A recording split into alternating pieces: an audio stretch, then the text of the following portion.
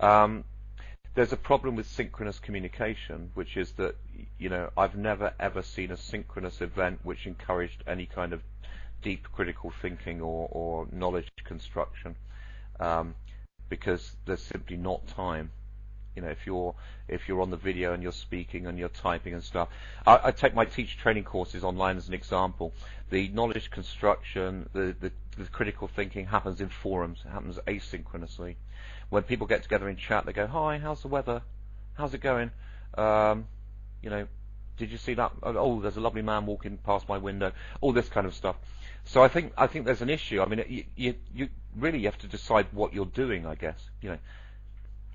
If you're improving communicative competence, then I think lots of people in a room with cameras on chatting, fantastic. If you want to improve language level, I think it's going to be pretty tricky with that kind of approach. Yeah, and yes, fine. Reflective writing is the only one for critical thinking. And we like to, for example, use the whiteboard for a mind map, brainstorming, or if we do vocabulary drills, exercises, do the typical plus minus positive thing, collection, because not everybody can speak all the time, so we need to occupy people, and those who are not speaking, they are encouraged to type and to take notes in the text chat.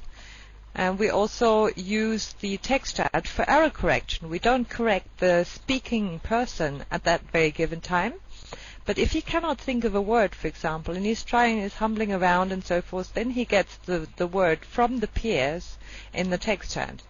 And things, this multi-channel communication style here, live online, when you do language learning, works ever so well. And what I found totally fun is when we have Chinese, is that every so often they text each other in Chinese. And I like that, because this is what you would do in class. If you don't understand a word and you turn around to your peer and say, "What did she say? What did she mean?" And then you have to hear it in your own mother tongue. Otherwise you lose what you're focusing on. But the problem is now, and this is the issue, the question to you, Gavin, because you're the marketing pioneer, okay? The problem is now, how do we communicate this very different live online approach in a world where people have never experienced live online, and all they know is online, and all they know is multimedia, so how do we communicate to people that we have a different product? What would you do? Wow, I wish I had an answer to that. It's tricky to sell. It's tricky to sell online products without people actually experiencing them, I think.